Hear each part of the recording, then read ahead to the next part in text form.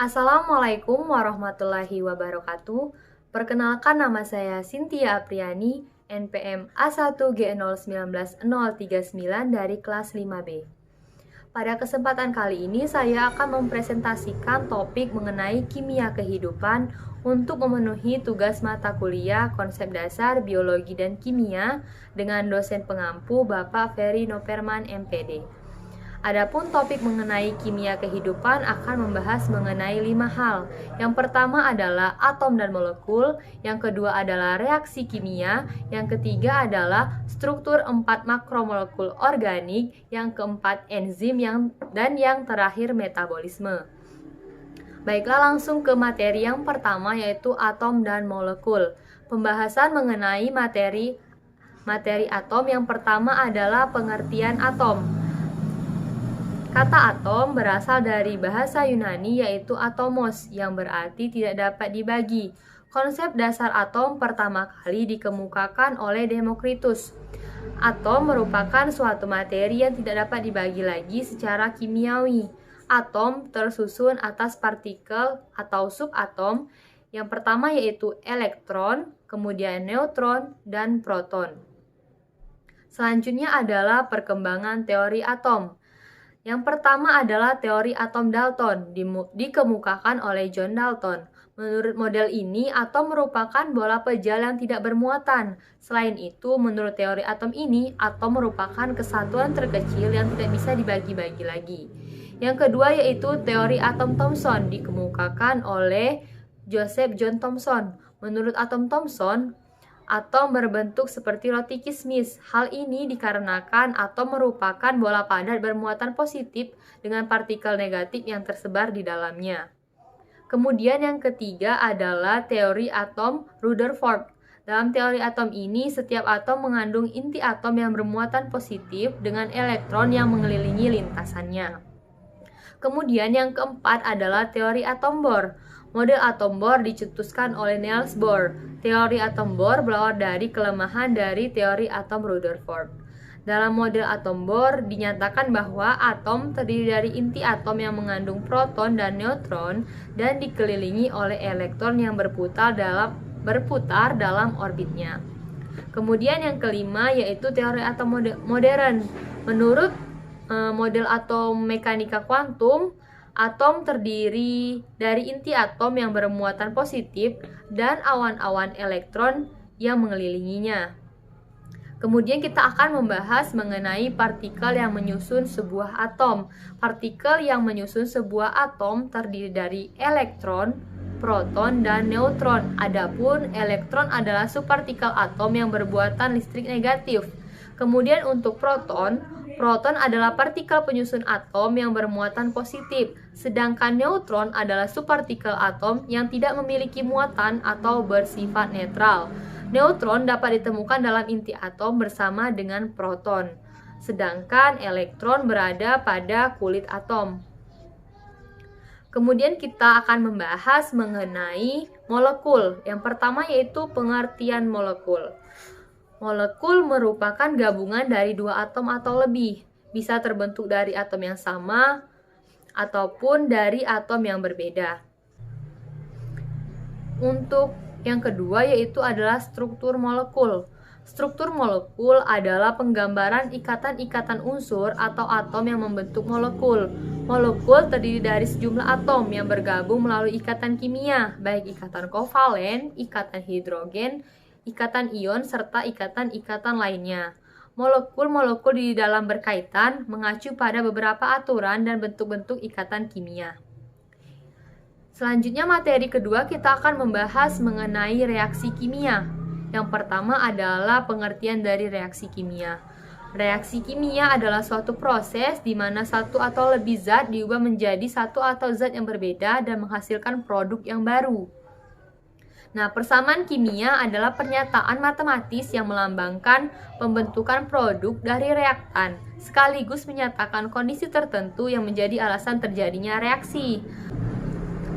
Kemudian proses reaksi kimia.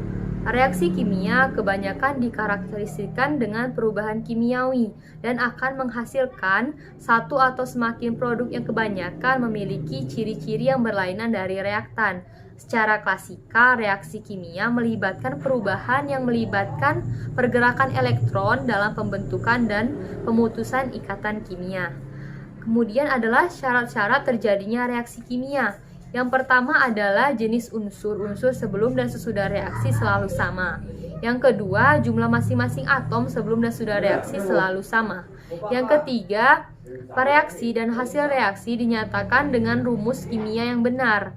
Dan terakhir, wujud zat-zat yang terlibat reaksi harus dinyatakan dalam tanda kurung setelah rumus kimia.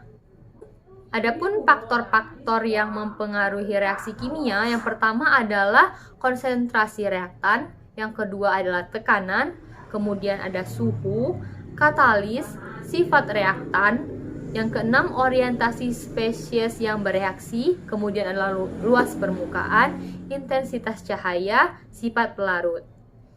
Nah, kemudian ada macam-macam reaksi kimia. Macam-macam reaksi kimia ini yang pertama adalah reaksi pembakaran. Reaksi pembakaran adalah reaksi dengan bahan yang mudah terbakar dengan pengoksidasian untuk menghasilkan produk yang teroksidasi. Yang kedua adalah reaksi kombinasi. Reaksi di mana dua atau lebih reaktan bergabung untuk membentuk satu produk tunggal. Kemudian yang ketiga adalah reaksi dekomposisi. Reaksi ini adalah di mana satu senyawa terurai menjadi dua atau lebih senyawa yang lebih sederhana. Kemudian yang keempat adalah reaksi perpindahan. Reaksi kimia di mana unsur yang lebih reaktif menggantikan unsur yang kurang reaktif dalam larutan garam. Yang kelima yaitu adalah reaksi perpindahan ganda. Reaksi perpindahan ganda terjadi di mana ion dipertukarkan antara dua reaktan yang membentuk senyawa baru. Kemudian yang keenam adalah reaksi presipitasi. Reaksi ini adalah reaksi kimia yang melibatkan pembentukan produk yang tidak larut atau endapan. Pembahasan kita yang ketiga yaitu mengenai struktur 4 makromolekul organik. Secara umum, makromolekul dapat diartikan sebagai kumpulan dari beberapa atom-atom yang membentuk suatu molekul yang sangat besar. Di dalam kehidupan ditemui beberapa makromolekul organik yang tersusun di dalam tubuh manusia. Makromolekul organik itu mencakup yang pertama adalah karbohidrat, yang kedua protein, kemudian lemak, dan yang terakhir adalah asam nukleat. Struktur 4 makromolekul organik yang pertama adalah karbohidrat. Fungsi primer dari karbohidrat adalah sebagai cadangan energi dan fungsi lainnya sebagai komponen struktural sel. Ada 3 tipe struktur yang bisa menggambarkan struktur dari karbohidrat. Yang pertama adalah struktur rantai terbuka, adalah struktur panjang dari sebuah molekul karbohidrat. Yang kedua adalah struktur hemiasetal, adalah struktur yang terbentuk ketika molekul monosakarida mengalami reaksi intramolekul. Dan yang ketiga adalah struktur Haworth, yaitu struktur yang menggambarkan bentuk dari cincin piranosa. Nah, karbohidrat ini terbagi menjadi yang pertama adalah monosakarida. Monosakarida adalah karbohidrat yang tidak dapat dihidrolisis lagi menjadi gula yang lebih sederhana. Monosakarida terdiri dari yang pertama adalah glukosa, yang kedua fruktosa, dan yang ketiga adalah galaktosa. Kemudian ada disakarida. Disakarida tersusun dari 2 molekul monosakarida yang jenisnya sama ataupun berbeda. Disakarida ini terdiri dari yang pertama adalah sukrosa, yang kedua adalah maltosa, dan yang terakhir adalah laktosa. Kemudian ada polisakarida. Molekul polisakarida tersusun oleh lebih dari 20 molekul monosakarida. Adapun contoh dari polisakarida yang pertama itu amilum atau pati, yang kedua adalah glikogen, dan yang ketiga adalah selulosa. Kemudian ada protein. Nah, protein ini berasal dari bahasa Yunani yaitu proteios yang berarti barisan pertama. Struktur protein merupakan sebuah struktur biomolekular dari satu molekul protein. Nah, protein merupakan komponen penting atau komponen utama sel hewan atau manusia. Protein yang terdapat dalam makanan berfungsi sebagai zat utama dalam pembentukan dan pertumbuhan tubuh. Adapun struktur protein bervariasi dalam hal ukuran, dari puluhan hingga ribuan residu. Struktur protein dapat dilihat sebagai hierarki, yaitu berupa struktur primer, sekunder, tersier, dan kuarter. Fungsi protein yang pertama adalah diperlukan dalam pembentukan tulang, otot, tulang rawan, kulit, dan darah. Yang kedua adalah membangun, memperkuat, dan memperbaiki atau mengganti jaringan tubuh. Yang ketiga adalah membuat hormon yang berfungsi membantu sel mengirim pesan dan mengkoordinasi fungsi sel dan organ di dalam tubuh. Yang keempat adalah membuat antibodi untuk sistem kekebalan tubuh. Yang ketiga adalah lemak. Pengertian lemak. Lemak adalah senyawa molekul besar dan terbentuk dari molekul yang lebih kecil. Lemak disusun dari dua jenis molekul yang lebih kecil, yaitu adalah gliserol dan asam lemak. Yang selanjutnya adalah struktur lemak. Pada lemak, satu molekul gliserol mengikat 3 molekul asam lemak. Oleh karena itu, lemak adalah suatu trigliserida. Adapun macam-macam lemak berdasarkan ikatannya. Yang pertama adalah asam lemak jenuh. Asam lemak jenuh merupakan asam lemak yang mengandung ikatan tunggal pada rantai hidrokarbonnya.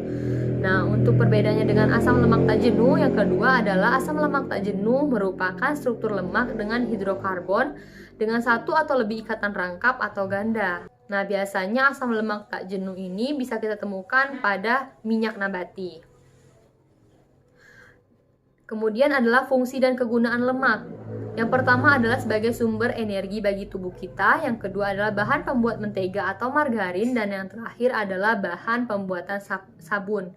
Adapun sifat-sifat lemak, yang pertama adalah tidak larut dalam air. Kemudian lemak itu secara kimiawi penyusun utamanya adalah asam lemak. Dan yang ketiga, lipid mengandung zat-zat yang dibutuhkan oleh manusia seperti asam lemak esensial. Dan struktur 4 makromolekul organik yang terakhir adalah asam nukleat. Asam nukleat baik DNA ataupun RNA tersusun dari monomer nukleotida. Nukleotida terdiri dari gugus fosfat, basa nitrogen, dan gula pentosa.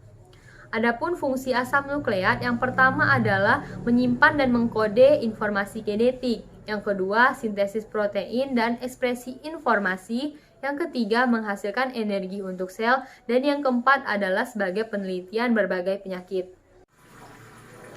Pembahasan yang keempat adalah enzim. Enzim adalah suatu senyawa kimia atau protein khusus yang berperan sebagai katalisator suatu reaksi kimia di dalam tubuh makhluk hidup. Enzim sebagai katalisator dapat mempercepat suatu reaksi kimia, yaitu dengan cara menurunkan energi aktivasi. Energi aktivasi adalah energi awal yang digunakan untuk memulai suatu reaksi kimia. Enzim merupakan biokatalisator, yang artinya dapat mempercepat reaksi-reaksi biologi tanpa mengalami perubahan struktur kimia. Yang pertama adalah struktur enzim. Keseluruhan bagian enzim disebut sebagai holoenzim. Enzim disusun atas 2 komponen utama. Yang pertama yaitu adalah gugus protein atau apoenzim, yaitu bagian enzim yang tersusun dari molekul protein. Yang kedua adalah gugus non-protein, yaitu bagian enzim yang tersusun dari senyawa non-protein. Selanjutnya, enzim memiliki sisi aktif, yaitu bagian atau tempat pada enzim yang berfungsi sebagai tempat menempelnya substrat. Kemudian, enzim memiliki sisi aktif, yaitu bagian atau tempat pada enzim yang berfungsi sebagai tempat menempelnya substrat. Kemudian ada fungsi enzim. Yang pertama adalah enzim bertindak sebagai katalis dalam organisme hidup. Yang kedua adalah konservasi dan transformasi energi kimia, konstruksi makromolekul seluler dan prekursor yang lebih kecil. Dan yang ketiga adalah enzim juga dibutuhkan di industri makanan dan medis. Kemudian adalah cara kerja enzim. Cara kerja enzim di sini adalah berkaitan dengan substrat. Ada 2 teori yang menjelaskan. Yang pertama yaitu teori Lock and Key. Teori Lock and Key menganalogikan mekanisme kerja enzim seperti kunci dan anak kunci. Substrat masuk ke dalam sisi aktif enzim. Jadi, sisi aktif enzim seolah-olah kunci dan substrat sebagai anak kunci. Yang kedua adalah teori inducted fit, yaitu mengemukakan bahwa setiap molekul substrat memiliki permukaan yang hampir pas dengan permukaan sisi aktif enzim. Jika substrat masuk ke dalam sisi aktif enzim, akan terbentuk kompleks enzim substrat yang pas. Selanjutnya adalah sifat-sifat enzim. Yang pertama adalah enzim hanya mengubah kecepatan reaksi. Yang kedua adalah enzim bekerja secara spesifik. Yang ketiga, enzim merupakan protein. Yang keempat, enzim diperlukan dalam jumlah sedikit. Yang kelima, enzim bekerja secara bolak-balik. Dan yang terakhir adalah enzim dipengaruhi oleh faktor lingkungan. Faktor-faktor yang dapat mempercepat atau memperlambat kerja enzim antara lain yaitu yang pertama adalah suhu, yang kedua pH, yang ketiga konsentrasi enzim dan substrat, yang keempat zat-zat pengikat, dan yang kelima adalah zat-zat penghambat. Dan yang terakhir adalah metabolisme. Metabolisme merupakan serangkaian peristiwa reaksi-reaksi kimia yang berlangsung dalam sel makhluk hidup. Metabolisme juga merupakan aktivitas hidup yang selalu terjadi pada setiap sel hidup. Metabolisme dapat digolongkan menjadi dua, yaitu proses pembongkaran yang disebut katabolisme dan proses penyusunan yang disebut sebagai anabolisme. Reaksi-reaksi kimia yang terjadi dalam metabolisme tersebut dipengaruhi laju oleh protein khusus yang disebut sebagai enzim. Tanpa enzim, laju metabolisme berlangsung lambat. Yang pertama adalah anabolisme. Anabolisme adalah proses penyusunan atau sintesis molekul atau senyawa kompleks dari molekul atau senyawa sederhana, atau penyusunan zat dari senyawa atau molekul yang sederhana menjadi senyawa yang kompleks. Anabolisme yang menggunakan energi cahaya disebut sebagai fotosintesis, sedangkan anabolisme yang menggunakan energi kimia disebut sebagai kemosintesis. Ciri-ciri anabolisme yang pertama yaitu merupakan reaksi penyusunan. Yang kedua, substrat berupa senyawa sederhana. Yang ketiga, hasil reaksi berupa senyawa kompleks. Yang keempat, memerlukan energi. Yang kelima, bersifat endoterm. Yang keenam, dapat dicontohkan dengan reaksi fotosintesis maupun kemosintesis. Nah, di sini adalah contoh proses anabolisme. Yang pertama yaitu fotosintesis, yang kedua sintesis protein, yang ketiga sintesis lemak, dan yang terakhir sintesis asam nukleat. Setelah anabolisme, kita akan membahas mengenai katabolisme. Katabolisme atau disebut juga desimilasi merupakan rangkaian reaksi kimia yang berkaitan dengan proses pembongkaran, penguraian atau pemecahan molekul atau senyawa kompleks menjadi molekul atau senyawa yang lebih sederhana dengan bantuan enzim.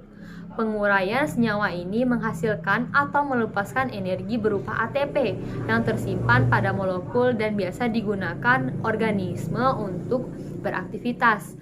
Katabolisme mempunyai dua fungsi, yaitu menyediakan bahan baku untuk sintesis molekul lain dan menyediakan energi kimia yang dibutuhkan untuk melakukan aktivitas sel. Contoh katabolisme adalah respirasi. Berdasarkan kebutuhan akan oksigen, katabolisme dapat dibagi menjadi dua. Yang pertama adalah respirasi aerob, adalah respirasi yang membutuhkan oksigen bebas dari udara untuk menghasilkan energi. Yang kedua adalah reaksi anaerob, adalah respirasi yang tidak membutuhkan oksigen untuk menghasilkan energi. Adapun ciri-ciri dari katabolisme yang pertama yaitu merupakan reaksi pemecah atau pengurai atau perombakan. Yang kedua, substrat berupa senyawa kompleks. Yang ketiga, hasilnya berupa senyawa yang lebih sederhana. Yang keempat, menghasilkan energi. Yang kelima, bersifat eksoterm. Dan yang terakhir, dapat dicontohkan dengan reaksi aerob maupun anaerob. Di sini ada pun contoh proses katabolisme. Yang pertama yaitu adalah respirasi, yang kedua pemecahan protein, pemecahan lemak, dan pemecahan asam nukleat. Itulah tadi pembahasan kita mengenai topik kimia kehidupan yang meliputi pertama atom dan molekul, yang kedua adalah reaksi kimia, yang ketiga struktur 4 makromolekul organik, yang keempat enzim, dan yang terakhir adalah metabolisme. Semoga video ini dapat bermanfaat. Jika ada kesalahan, saya mohon maaf. Kepada Allah saya mohon ampun. Saya akhiri. Wassalamualaikum warahmatullahi wabarakatuh.